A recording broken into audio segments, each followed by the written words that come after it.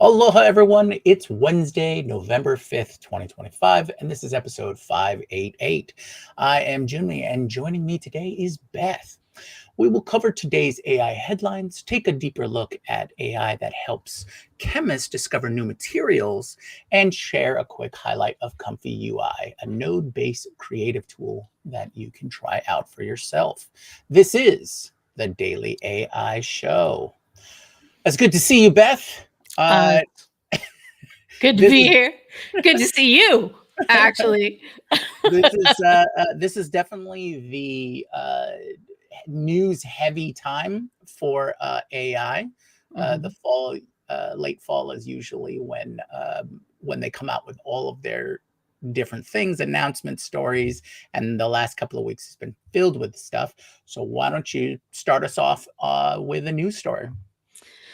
All right. So the news story that caught my eye was Apple announcing Tim Cook actually saying that they're opening mergers and acquisitions. They're open to mergers and acquisitions on the AI front. So it's not like giant news, but anytime Apple acknowledges where they are in AI and signals some sort of moving forward in that direction, it makes sense. I think it's news.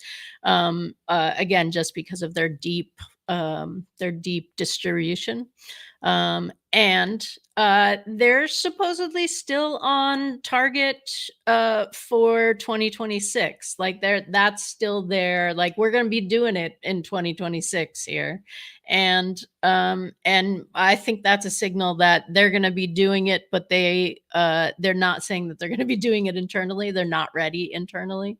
So I think we're looking for what they're going to acquire and who they're interested in getting in bed with. So Well, I mean, it's kind of been foretold, or at least there's been a lot of chatter from the online community about, hey, they need to really get into the mix here, and I think a lot of some of the stories that come out, some of the rumors have come out, have talked about these mergers. So having this official announcement saying yes, we are going to move forward on these, and we're gonna jump back into the fray, I think is quelling some of the doom and gloom that I've heard around. Oh, what are they going to do now? They're so far behind, those right. kinds of things.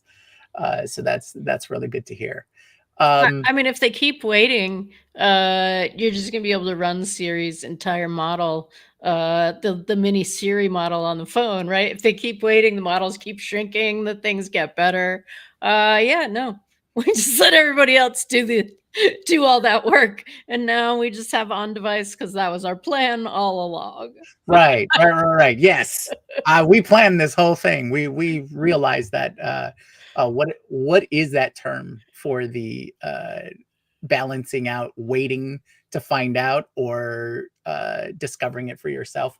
I know we talked about it before. I don't remember what it's called, but Andy, put it in chat if you know there, what we're there you go. talking I know. Yeah, Andy introduced us to about. that. Shout out to everybody who's joining in chat, including our lovely Andy, who's healing after knee surgery. So everybody give him the props, send healing thoughts his way. Yeah, heal up, Andy. And thanks for the warm welcome back, everybody. Jeff, Jen. Um, okay, so one of the stories that I wanted to cover today is, funny enough, about an AI in science story. What? Um, so the Allen Institute for AI, or otherwise known as AI2, announced uh, OLMO, or OLMO Earth. It's a platform and Olamo Earth model family. It's trained on millions of satellite and sensor images. It's a foundation model. In so if yeah sorry if, It's a foundation model, which is a general purpose model trained on broad data that can be adapted for many tasks. AI2 said the platform is end to end, from raw data to fine tuning and deployment, with tools for labeling and evaluation. Business Wire notice adds that the training corpus spans roughly 10 terabytes, with examples like wildfire risk mapping and surface water change detection. The models and pipeline aim to help governments, NGOs, and local teams who lack geospatial AI resources. The differentiator here is openness and reproducibility across the entire stack, from models to data pipelines, which AI2 has emphasized across its OLMO efforts. They've come out with a bunch of different projects, all under this same project banner. While their peers have built Earth AI models before, but full openness pipelines with productive deployment tools are rarer. The question is whether open infrastructure can lower the cost time to move from research to field decisions, like fire mitigation and illegal fishing detection, without sacrificing quality and safety. Early users will test if the package stack reduces specialized engineering effort while meeting accuracy targets in the wild. So, the thing that drew me to this story is overall, the AI2 organization has been really focused on the AI for good kind of thing. And it's been it's been either biological or ecological in focus. And this project is definitely ecological in focus. And what's really nice about this is, like I said earlier, it is an open source platform. So right now it's in beta, and you get beta access. You got to sign up for it. They'll evaluate your access and usage, and your project that you want to use it for, or your purpose you want to use it for. But essentially, it's for projects and researchers and scientists who want to use this information or this data set, essentially this platform, for lots of early warning kind of things. And a 10 terabyte data set is a big data set. So, and not everybody has access to this kind of information. That's kind of the big focus here, is another, hey, we've got an open source version as well. So Google has always had one of these kind of things, and they've recently talked about it. Google Earth, all of that that geospatial information. So, but now it's an open source data set. Nice. That's amazing.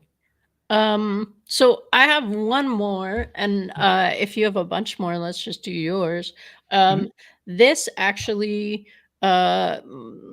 was announced today, as far as I can tell. Forma Meta engineers just launched a smart ring called Stream, basically a mouse on your finger for your voice. So it doesn't have a screen, right?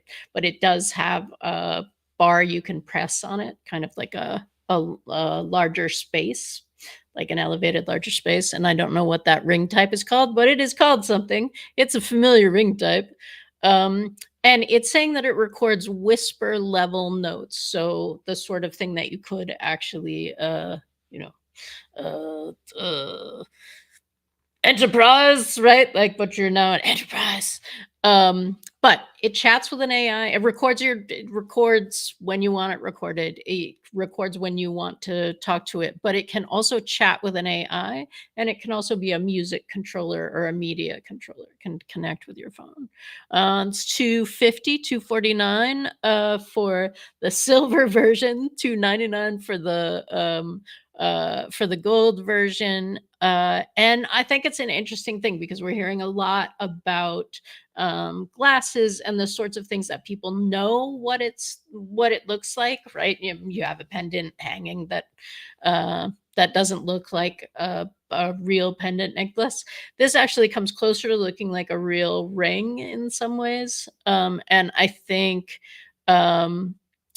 depending on how you wear it, it could look like a real ring, right? So for me, if I were going to do it, I would probably swing it around so that I could touch it there, and then the part that's going to show is going to be the ring Right. piece. It is you can pre-order today, but you won't get it till next summer. So it is that era of things too. But the people, they're former meta engineers. One of them was part of LeapPad, Mm. that very successful interaction education thing for kids a bunch of years ago. So interesting to see what they're Yeah. going for. And this is completely new, right? This is not in tandem with an existing program or anything like that? It is the stream, the ring itself, the device itself is completely new. Mhm. The system that they interact with for notes, I think, may have already been developed, but it's not one of the ones that I've seen before. But I Oh, think okay. So it's it's not like Whisper or Whisper Note or anything like that? no. Oh, okay. Um, Okay. and I think the idea that you are that it's combining the ability to take notes but then talk with you back and forth about your notes. Mhm. It's sort of getting at one of the reasons that I really like to have conversations with ChatGPT or Perplexity, so that I can have that conversation back and forth when I'm out driving or not at a keyboard. And this seems to be getting at that sweet spot. Whether it becomes easy to then get it out of that, I don't know. But this is interesting to me because my conversations with Perplexity and ChatGPT get lost in among the things when I am doing the other things that ChatGPT and Perplexity can Right. do, right? Right. Yeah, I mean, I see the benefit, already. It's definitely more innocuous as a ring. So, Yeah. people are gonna people are gonna be now looking at people who are wearing, thick glasses and go, "Hold on, is that a am I being recorded?" Through that whole process. Jumi's Uh, like, I had thick glasses before. yeah, Okay. yeah, These were exactly. No, um, but I've always found it difficult to, even since the days of having a micro cassette recorder for, recording notes and things like that. That impetus to be able to go, oh, I have an idea, let me record it, and then the phone came around, and then you have it still having to go through that same process. Maybe the ring is the interface that makes that note taking far easier. Also, maybe less intrusive when you're in a meeting like situation yes. and you're asking, it's like, oh, hey, can I transcribe this? It's like, yes, okay, cool, click, and then you're good to go. So Yeah, maybe. it'll be interesting if like there's a connection to if after this launches there's ultimately a connection to something like Fathom or these other things that are Right. primarily video based but have established summaries and action things and the ability to say yes, I've go into whoever's in the meeting and send it to everybody, send the summary to everybody. Yeah, yeah. Okay. I do have a few more stories. So as a sort of life imitating art, or art imitating life, Archive, uh, the famous site where peer reviewed papers can be found regarding all kinds of research. They tightened their CS policy, or their computer science category policy for reviews and position papers amid AI spam concerns. So Yes. yes, so this has sort of been bubbling for a little while now, because both sides of the research process has sort of just been inundated with um, all kinds of research papers, non-peer reviewed, but hasn't even so normally there's a multi-step process, right? When you're presenting your paper. You release it to journals or certain publications or organizations that will take the time to review it, check it for any obvious big errors, and say yay or nay whether it should move on. This research is done well enough to be considered for the next step, and so on and so forth. Um, and with the advent of AI being used in this research process, whether being the subject of the research or in the writing process or the development process, that pipeline of how it has been done has been overloaded, both from how relatively easy it is to get a research paper out there, and then of course the reviewers themselves. There's not a Mhm. ton of resources for doing the proper process, and because of that, a lot of times reviewers will then help themselves by having AI also review some of these papers. So the pipeline's been fairly clogged. So Archive said its computer science category will only accept review/survey articles and position papers that have already passed peer review at a journal or conference. A preprint is a paper shared before formal peer review. The update requires authors to provide documentation of acceptance. Archive framed this as a return to policy, noting those content types were never core and were previously allowed at moderator discretion. The change follows a surge of low quality submissions that moderators say include AI generated slop. Independent coverage reports the shift sparked debate. Some researchers warn that it may limit early synthesis work and first time authors, while others welcome relief for moderators and readers. The differentiator here is targeting specific paper types most vulnerable to low effort AI output, while leaving research articles otherwise unaffected. This is part of a wider move across venues to adapt to AI assisted writing and reviewing. The near term test is whether quality improves without pushing good surveys to closed venues or paywalls.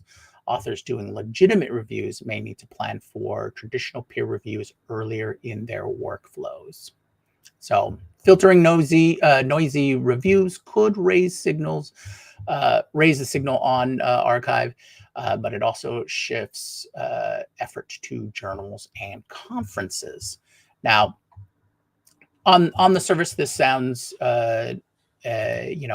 completely valid. I think it's probably a step they had to do. Mhm. The onus falls upon journals and conferences, though, which are limited. So Mhm. their resources are also limited. So this might be a case of kicking the can down the road or saying, "Hey, we don't want to deal with it. It should be on your side of things." Um, but I think what we need is a larger analysis and restructuring of the pipeline. I Mhm. think this is another example of how AI is moving things so quickly that the systems in place, the logistics of research pipeline needs to be adapted, and there needs to be more, options and things like that. But it's good to see that this is we recognize the problem, and while it may slow certain things down through our pipeline, um, it will overall probably be a good thing. Right. I'm curious if one of the things that we'll see is a launch of a more rapid assessment journal, right? Mhm. Because um, because you can set up almost anything at this point, right? So if they're saying no, we need somebody else to handle the siphoning off of things that should not be on here. But I do find it um like I for better or worse, we have looked at archive as like a level of um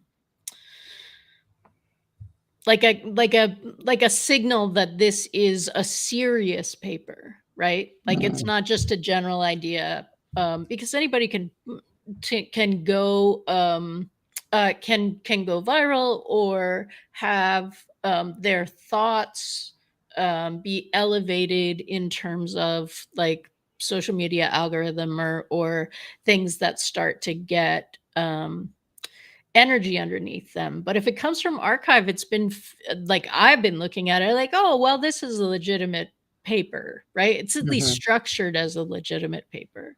And I think having that narrowed as a possibility, I think like absolutely you get to do whatever you want with your system.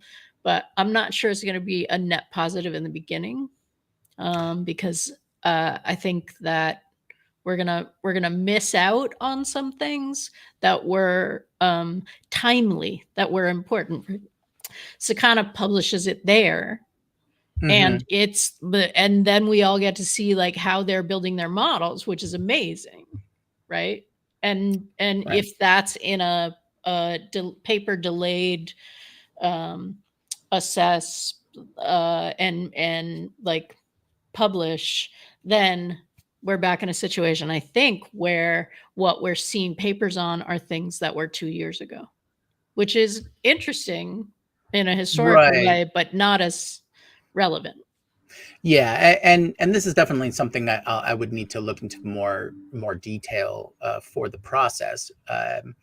But from what I've seen so far, this wouldn't necessarily slow certain types of research papers that come out.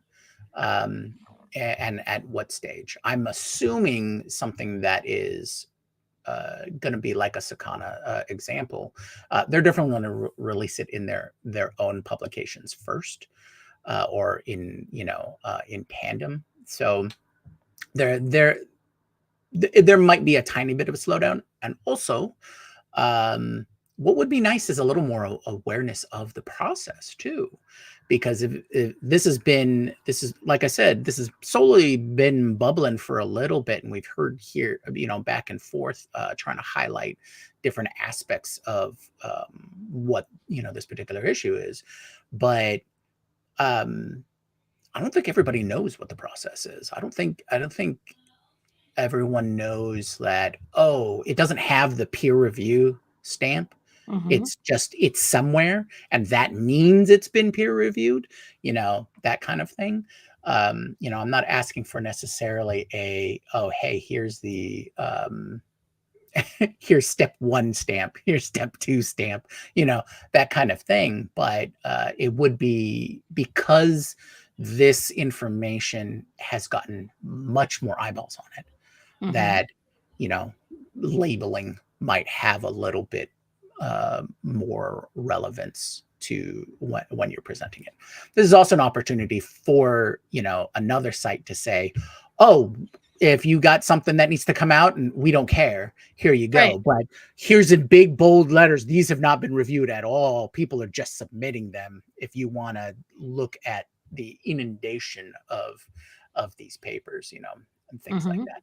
And also, it's only in computer science. It's because it's very AI related or model related, or computer science related type of papers where there's this problem seems to be. It doesn't seem to be in non-computer science related papers. Yeah. So we'll see how that plays But out. but there was a story, right? There Oh. was a story a year ago maybe, of one of the one of the creative writing submission sites was Mm, like went like, nope, can't do that anymore, because again, like the amount of time that it took to write a short story or a poem or something, was so much less now that it just overwhelmed their stuff. yeah. And they weren't even saying that it was bad. It's just it made it everything quicker, and therefore the pipeline of like, go ahead, just send us your thing, and it might make the journal. So yeah. Yeah, maybe there will be a greater influx of Oh, we need to add additional filters. We'll see. Yeah. Right. Okay. I do have a couple more stories. I wanted to talk about Anthropic. So, Anthropic in Iceland launched a national AI education pilot for their teachers. So, Anthropic said it would support one of the world's first national AI education pilots with Iceland's Ministry of Education and Children. Hundreds of teachers will get access to Claude and training materials. A pilot is a limited time box trial to evaluate impact before a broader rollout. The announcement emphasizes lesson planning help, professional development, and a support network. Independent coverage notes that the program will run across the country and puts guardrails in focus. National efforts like this test whether classroom AI can save teacher time without weakening student outcomes or local culture. The differentiator here is that is in the scope. A vendor-backed pilot at national scale with ministry involvement and not a single district. The questions are practical. Where does time saving show up? How are mistakes handled? And what's the data policy for teacher prompts and student context? The project will be watched by ministries elsewhere considering similar steps. Results could inform procurement, teacher training, and norms for model access in school. So, why does this matter? National pilots set templates for policy, privacy, and teacher workload claims. And what can we look forward to? So, early usage and opt out rates, plus rubric based outcomes by the spring. So, I've found this story interesting because we have heard a few AI and teacher or educator focused programs. There was the one in New York, which is a very large one. That's while it's a particular state, it's still a very large program because there was just hundreds of thousands of teachers involved there. But it's nice to see that, and that was primarily OpenAI and Microsoft, I believe. And so it's nice to see that the other foundational AI companies are getting involved. And Iceland on the surface sounds like a interesting testbed. It's both geographically and community wise are very circular in the sense that Iceland is a remote location. They run they're not a very big country, but they still have their European and Scandinavian type of education system. So this is a new type of education, or a different type of education system than from the US. So seeing how well this goes, I think will be a big indicator, and I'm hoping it goes well. It is a pilot program, so hopefully all the the kinks and bugs will get worked out of the process, and just identifying some of the key areas. And you can't really do that unless you launch it. Did it work? Yes or no? And having it at such this scale when you have hundreds of thousands of people involved. So hopefully good things will come out of it, and maybe they'll realize that that there needs to be a major shift in their education system. Yeah, that's exciting. Okay. And then moving to the last news story of the day is Google unveils Project Suncatcher. Gotta love these these project names, to explore AI compute in space. Ooh, yes. Google announced Project Suncatcher, a research moonshot aimed at scaling machine learning compute off planet using solar-powered satellites equipped with TPU chips. A moonshot is a high-risk, long-horizon R&D.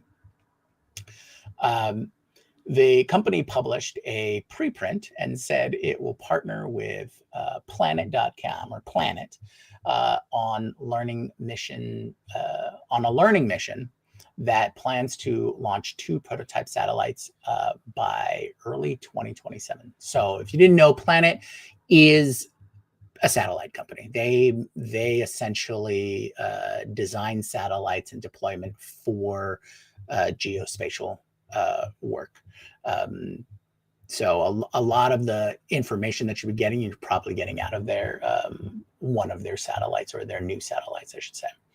The concept shifts from beaming space power down to Earth towards running AI workloads directly in orbit, where sunlight is consistent and land and water use on Earth are zero. The blog says early work covers constellation design, satellite control, communications, and radiation testings of TPUs. If it works, some training or pre-processing could move to low Earth orbit, LEO, defined as altitudes roughly 160 to 2,000 kilometers, while latency-sensitive tasks stay on the ground. The differentiator here is putting proven AI accelerators into a tight satellite network rather than a single giant platform.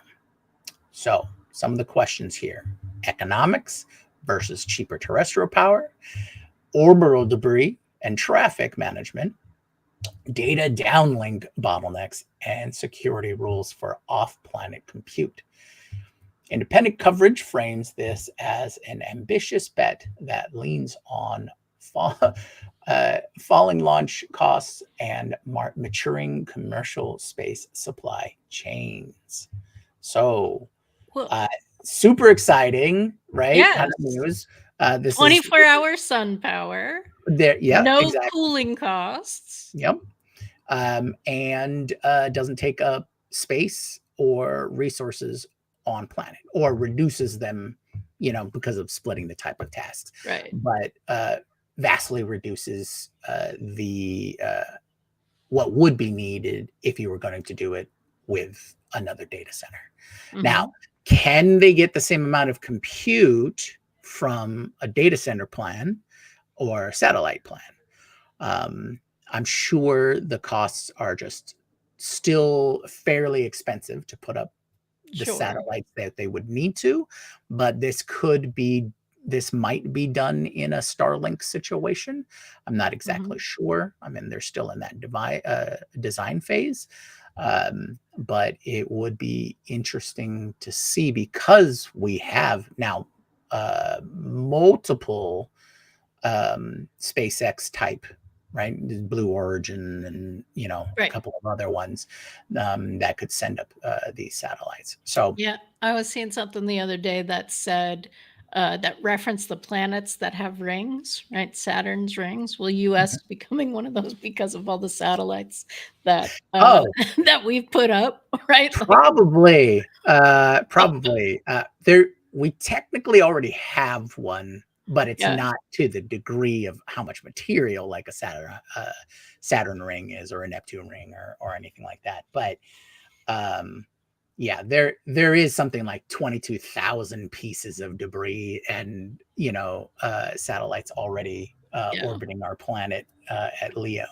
So that's why there's lots of planning involved and lots of tracking of everything. Right. But Because but the technology of GPS and the technology of like cable, right? So those actually would be able to show that the amount of data that would need to come from these satellites to Earth has already sort of been tested out in these things. I mean, people are watching satellite feed movies and television and all the stuff.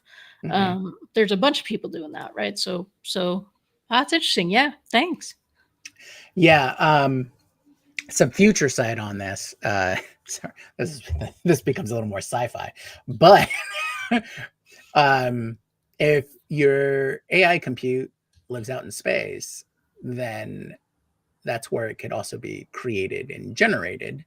And so you could just have satellites that did all the work and then beam down to the planet. So when you're talking about communications and entertainment and things like that, that could all just be done up there. and you wouldn't need any terrestrial anything but the dish. So the new TV or the new internet could just be AI data centers in space. So that's interesting. All right. All right. Okay, Keep your so eye on this sector. so I mean, I hope everyone enjoyed the news. If you did, or you have you news of your own, hop over to our community Slack at Daily AI Community, Daily AI Show Community.com, and join our community there, and share your thoughts on these news stories. We'd love to hear them. Okay, so I'm going to move on to the official AI in science uh, story and discussion point, and that is AI assisted iterative experiment learning cycles find brighter materials. And this could be faster water alerts and cleaner scans.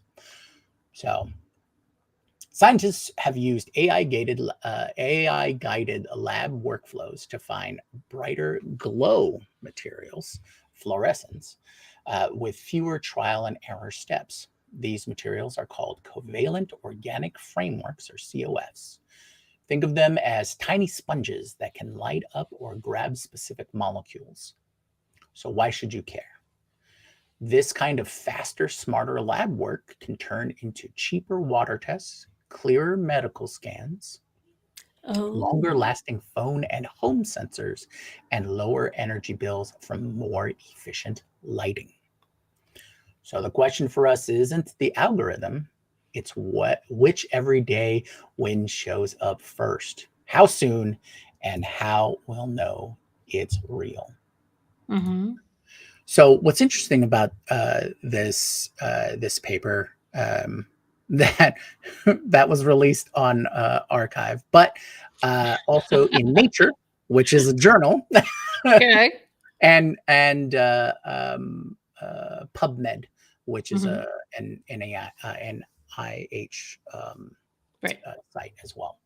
And so what they've essentially done is they've used their AI models to go through this iterative testing, and this is how we've seen AI in science lately.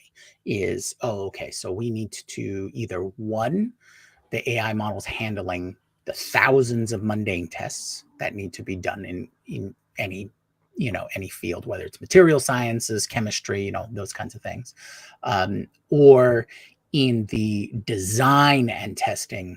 And that seems to be the key feature right now. Is, so their AI model came up with 520 different chemical compositions for for their testing, and they were able to find a solution after testing 11. So So that's interesting. yeah, so part of that loop.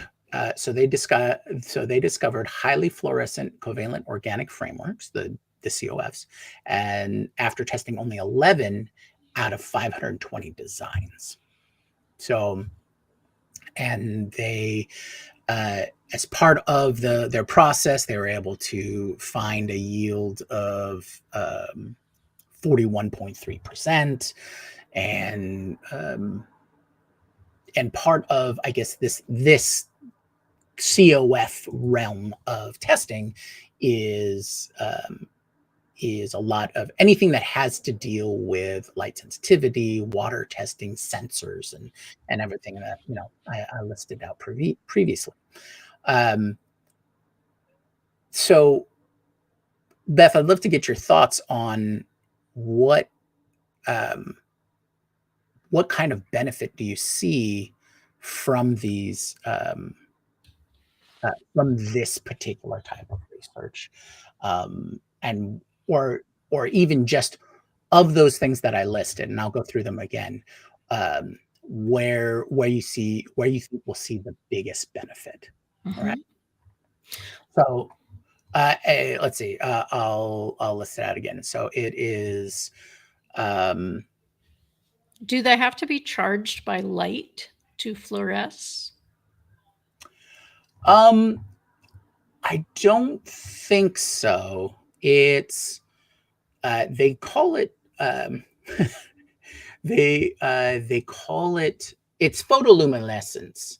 So it probably does need some sort of light source, right? Mm-hmm. So this is them looking at it and going, they they run their test. They talk about quantum related uh, fields and things like that. So it's a little that's a little deeper into it than I went into the story. But essentially, it's like this 4 to 6 set process, right?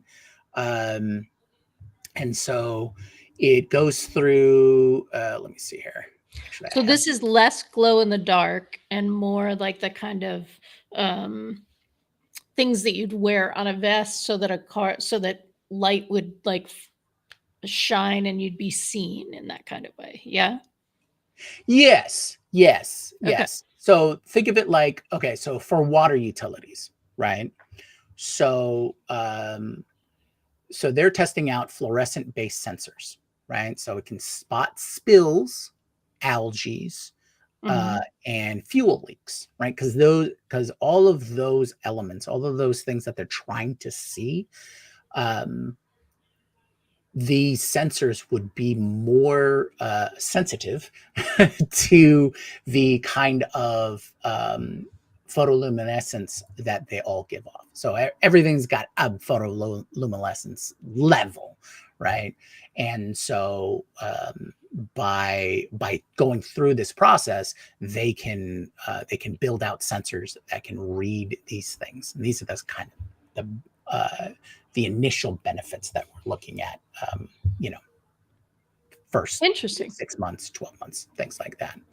So for me, I think the anything that's like health related is probably going to be the biggest win, Right. right off the bat. Um, but this can even, move into um,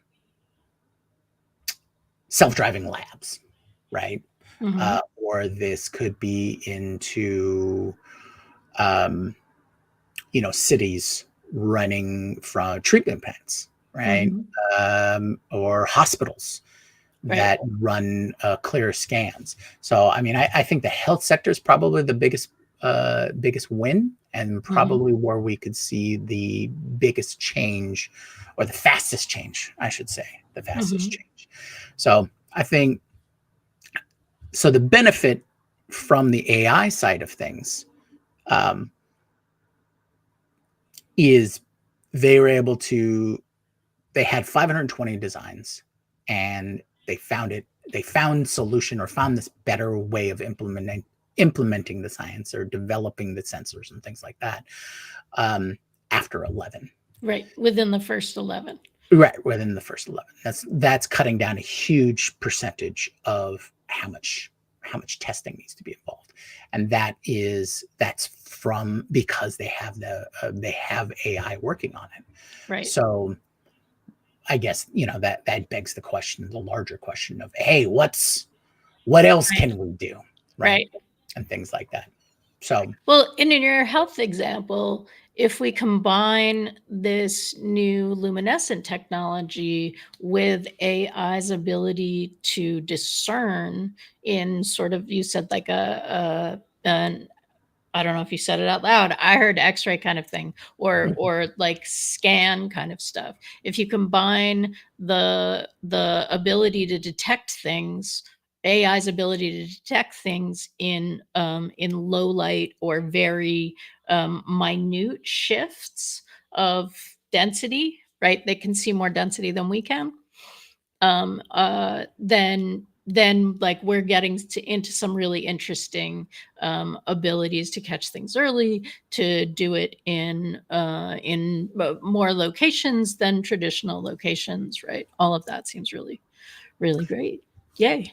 yeah, yeah, definitely. And I was just thinking that there's definitely the micronization of of our technology, right? I've been, and I've said before that I've been kind of looking into single board computing, Raspberry Mhm. Pi, that kind of realm.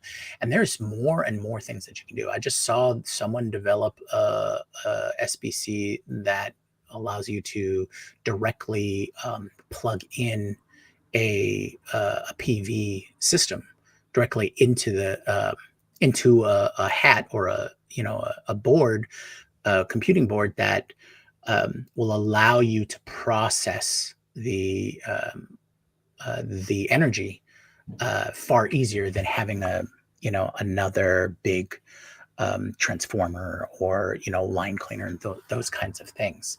Um, and so that got me to thinking. In this case, um, this is really where we start thinking about handheld devices, which Mhm. makes healthcare on the edge. So edge AI in healthcare, Mhm. and this is where we get our tricorders, right? Because Right. now you have this sensor. It's like, oh, Just here, the have scan your your handheld device and run your water. Oh, right. okay, your water is good. Or even different trades, having another device for a plumber to do testing, or Mhm. having an inspector come out and it's like, yeah, we'll give you a full review. All right, everything's cool. We don't, and there is these kinds of tools and whatnot. I'm imagining more along like the story that you brought up about the ring.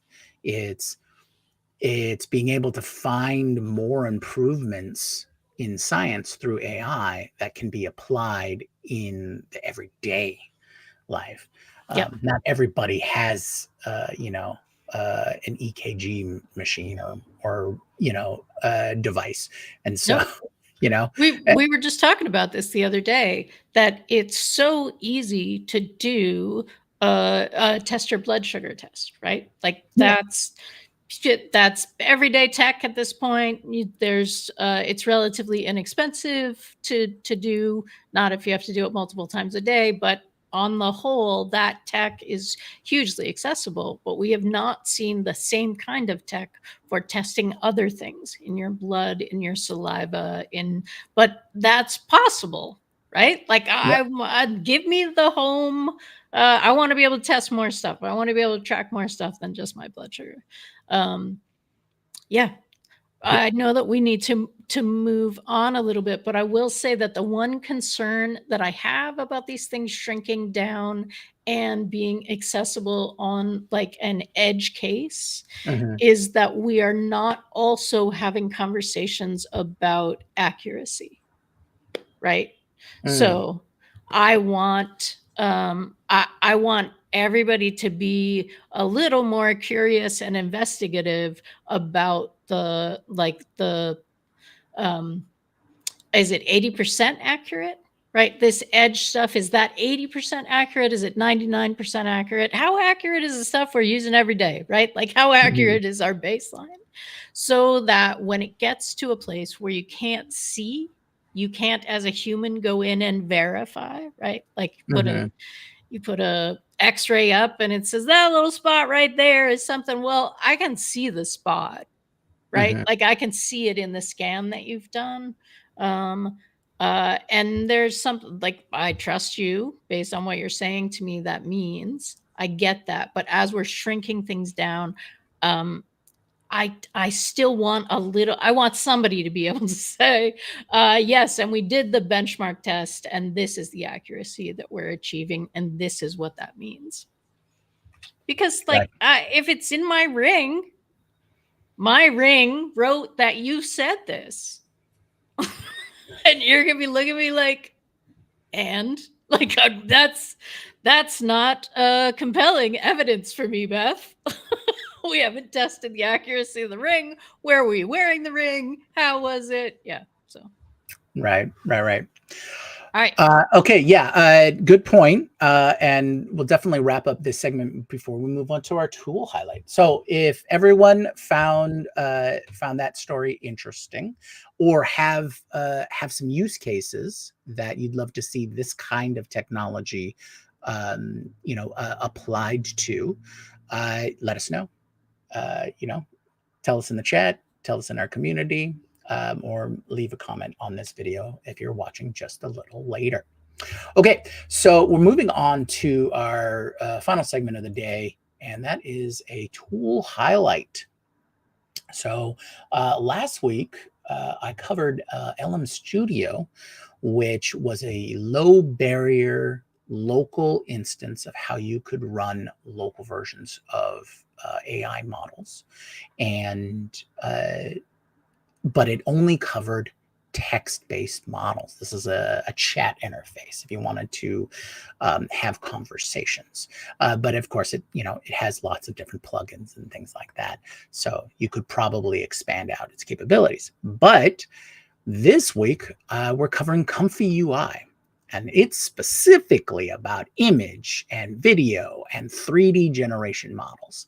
So I'm going to bring that up right now, and I'll show you. Okay, Ooh, don't be daunted by this screen. let's get nerdy, everybody. This is very fun. Right. Okay. So yeah, don't be daunted by this screen. This is just a highly organized example template that was freely offered onto the Comfy UI process. Now, let me go quickly over to. Let me see here. So here's the website. Very simple, straightforward. And so Comfy comes in two flavors. The original, which is download it for a desktop app, right? And Comfy Cloud is their new cloud offer. It's in beta right now. But if you wanted to run Comfy services, you could run it through their cloud system, right? So essentially, Comfy is a platform and low barrier entry for you to try local models, right? Now, a lot of these models in image, video, and 3D generation they're larger. On average, they're much larger than the text models because, well, they're multimodal and they have larger data sets and require more resources. Now, what's really nice is it's open source and it is free to use. Now, a lot of these models because they are so big, you can, or I should say, there's two categories, right? There is local models, and then there are models that you need to access via API, just because they're too large, right? And that might be one of the big pushes for using Comfy Cloud. Okay. Now let me just I'll bring up the other video or the other screen again. And I'll give you a quick rundown of the Comfy UI's UI. Okay, so it's a node-based service, right? Or node-based app. So what node-based means is you have these different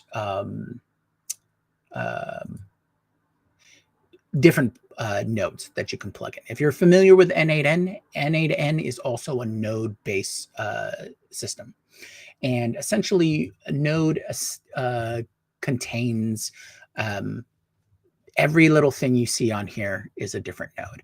It is a graphical interface that allows you to just tie in the different features or functions, and you put in your information, and it allows you to go through and process. You're building out a workflow.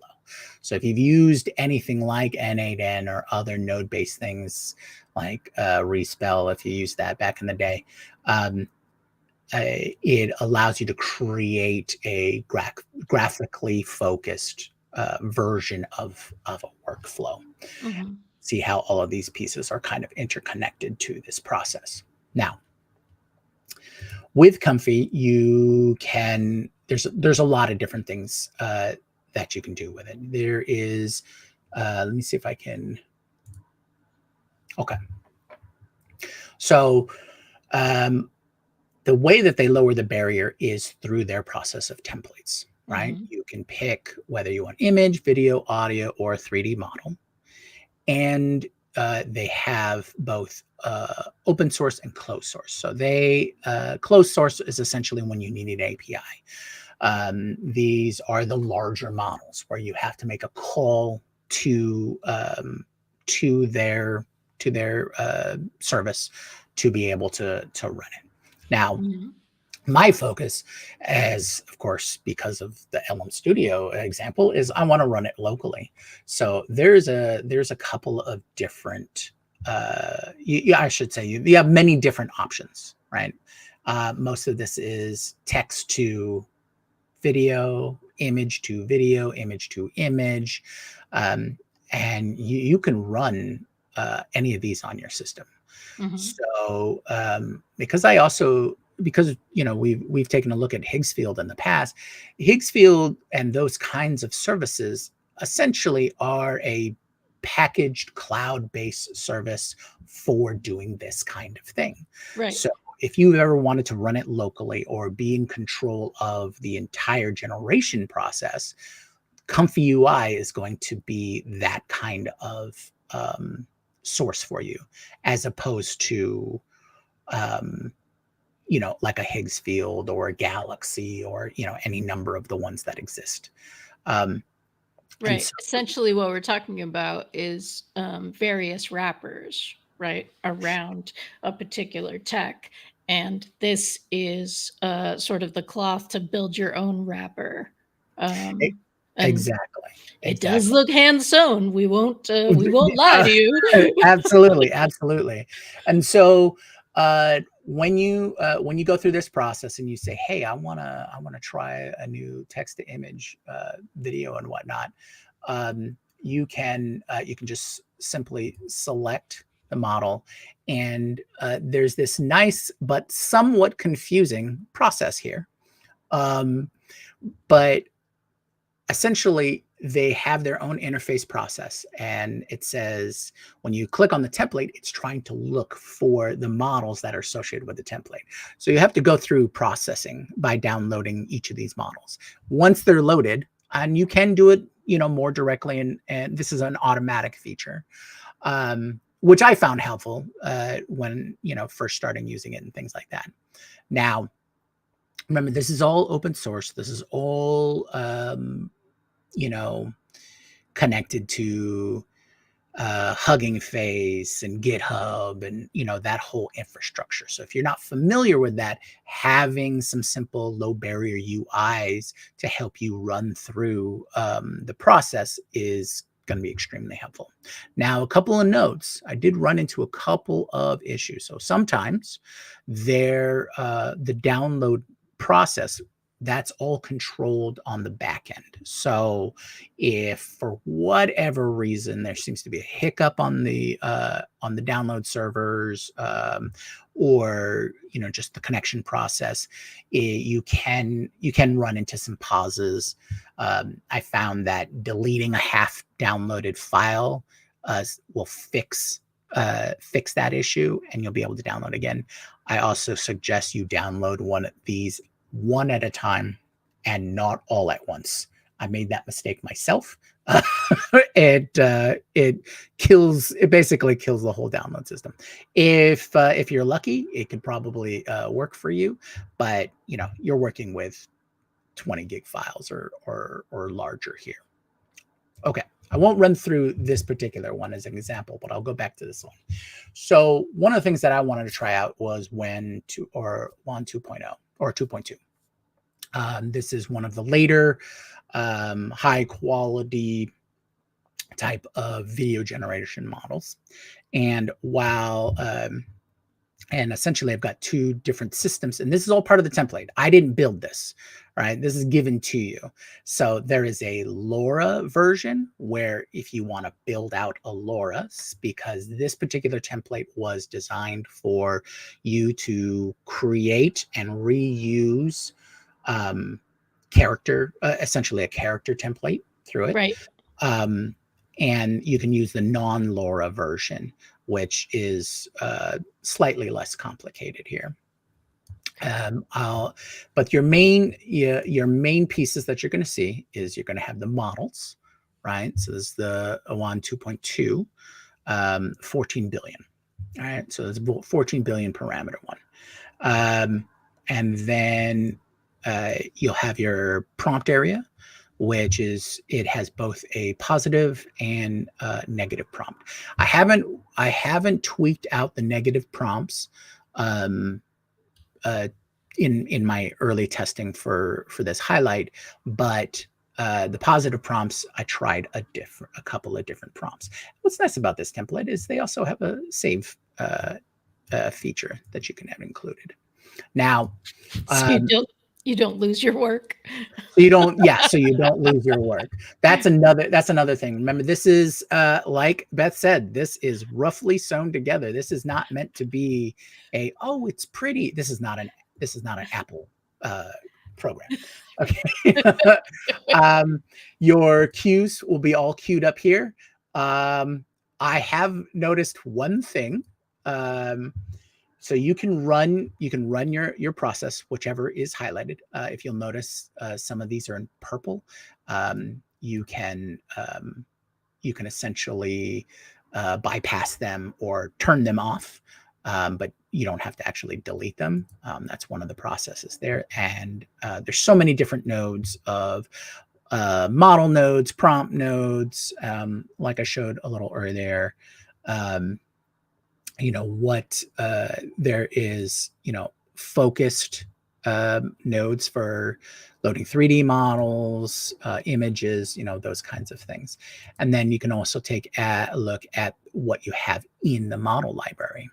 All right, so these are the diffusion models. Here's a text encoder. There's I don't have anything for style models right now, but this is where all of those would be saved, and then my workflows that I have actually saved there, and then of course we're looking at your local install of Comfy. Yes. Exactly. Okay.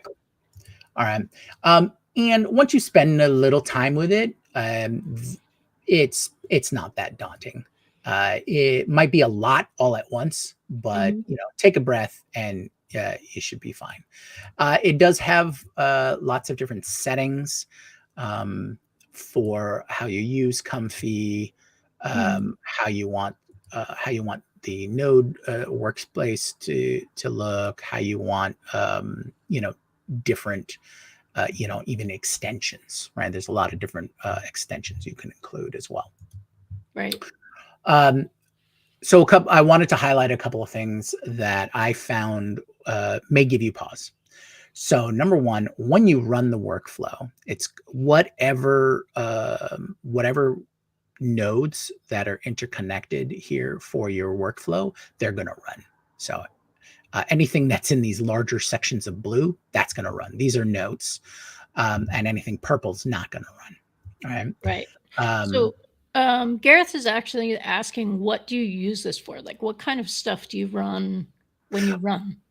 So this, since Comfy is focused on image, video, audio, and 3D, any kind of model you want to use, whether it be API or local, you can generate. This is a creative process for me, right? So so going through creating any kind of thing I want, whether it be like for right now, I've been doing a lot of testing of different models in Higgs field, right? How well that process goes. Can I do character generation? Can I do character consistency? This is the same kind of thing, but local. But local, right?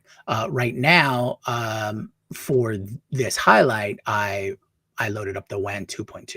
I wanted to try a model that was fairly new, fairly large, but I could still run locally. Now, my system is only on the GPU side, only has a 3070 with, I think, 8 gigs of RAM or something like that. 8 gigs of onboard artboard RAM. NVIDIA Yeah, and 37. yeah, NVIDIA, and then I have 32 gigs um, of normal RAM, right? Mm-hmm. Normal memory.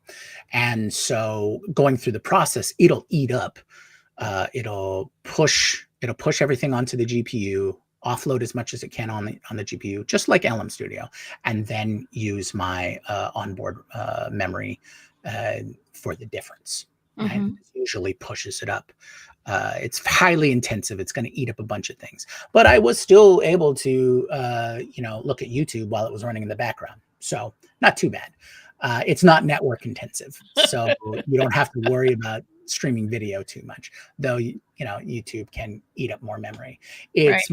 It's designed to run based on what available resources you have, and when you go through the install process, that wizard will give you different options. Do you want them to be more CPU focused Interesting. in its setup, or do you want it GPU? I have a half decent GPU, so I just made it GPU focused. So that's where it does its actual processing. It doesn't eat up CPU processing. Right. So that way I can still use my computer while it's running. Now for me, it's about 15 to 20 minutes to generate a 5-second video, and I'll show Cool. you a couple examples of that in a minute. Yeah, Yeah. so that's really interesting. Also, in terms of use case, you might use this for setting up something that you wanted to, um, you, like Jyunmi's talking about, you want to do experiments and not have to have them be something that you're justifying $29 a month or that sort of thing while you're playing with them. But also if you want to do this privately, because the other thing about this is that what you're generating is on your computer, right? You're not doing this in a public way. And most of these systems where you can do it online, if there's like a feed that's showing you how other people are doing things, being able to do it privately is a premium. You pay more for that. So this will let you do that. Also, if you had a particular workflow, you set it up and then you just wanted to repeat it, Mm-hmm. and you were in control. You're in control of what model you're using. If WAN 2.3 comes out and the Higgs field stuff moves up to that, Jyunmi can still do this with WAN 2.2 because because he's in control of that model. I would say those are your two main use cases. Right? If you hand sew it, it may look worse, but it does actually fit your body. Well, it's also, to answer Gwen's question, it's also a great way to as another form of automation, right? Yes. So like I mentioned NNM before. So if you have business processes that require you to generate images or video or audio or 3D output, then having this on your local system does limits your your external exposure, but also allows you to iterate, like you said, Beth, and things like that. So I think there's a lot of, for me anyway, there's a lot of applications of this, a lot of use cases if you're in that space. Even marketing houses would kind of want their own comfy UI build so that they could generate specific assets as Mhm. of their marketing campaigns or whatever they're being hired for, or advertising agency, those kinds of things. So before I wrap up really quick, there's one hiccup that I ran into. So as a new user, I think this last little bit you might appreciate, and that is when you run, there's no indication that it's running.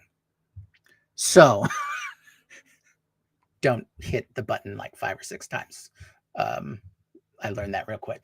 The only indication is your queue. So it'll adjust with a little blue icon there that says that you're queued up. So the first time I ran this, uh, I had like 6 Yeah, queued up. that's definitely an ask me how I know kind of Yeah, exactly, situation. exactly. So I just wanted to make sure that's probably going to be the very first, like, what's going on? Why isn't this working? Because there's no error message. There's no indicator or notifier except for that little queue thing. So, uh, so I'll leave it at there. But I'll show you a couple of things from when Nice. here. Yeah. WAN 2.2. So I have essentially this loop going on right now. The frames are probably a little choppy because I'm sharing like 6 different things all at once. But that I did some quick prompt generations with chat, and I wanted to highlight some of the different features that the model's supposed to do.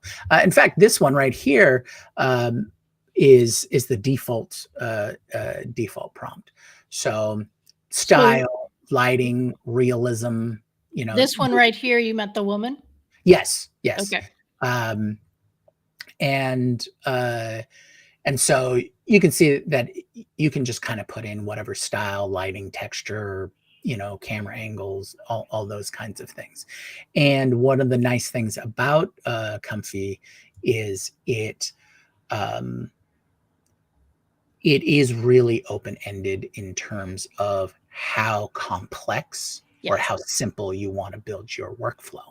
So you could really go and build an entirely automated process with that. And there's ways to tie in Comfy with other systems, whether it be end-to-end calls or it be LM Studio. So you could have your entire work process, your whole pipeline, all local on your own machine, just depending on what kind of results that you're going for and how much time you need to process. So one of these days, I'll pick up the new version of a DGX from NVIDIA, and we'll see how well it processes and things like that. But I think that's pretty much it for this tool highlight. We would love to know if you do try it out for yourself. I'd love to know what your experience with it is and what kind of use cases you came up with. So definitely pop that into the community Slack. I'd love to take a look at what you're working on. I know like Gareth does stuff from time to time. He pops in there, and it's all really good fun stuff. Yeah. All right. So I'll wrap it up there. I always tend to go over time, so I apologize. But so I just wanted to, thank you everyone in chat and everyone who's watching later on. If you want to keep the discussion going, join our Slack community at dailyaishow community.com. If this was helpful, consider subscribing, hit that bell and like so you don't miss the next episode. See you next time. Aloha. Sweet.